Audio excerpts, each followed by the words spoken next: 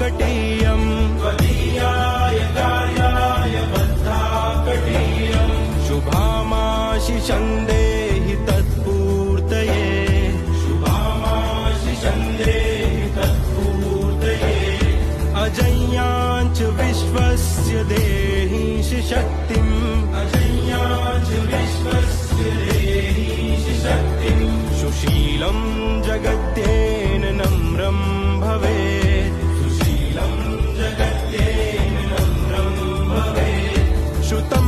चैव यत्कण्टकाकीर्णमार्गम् श्रुतं चैव यत्कण्टकाकीर्णमार्गम् स्वयं स्वीकृतं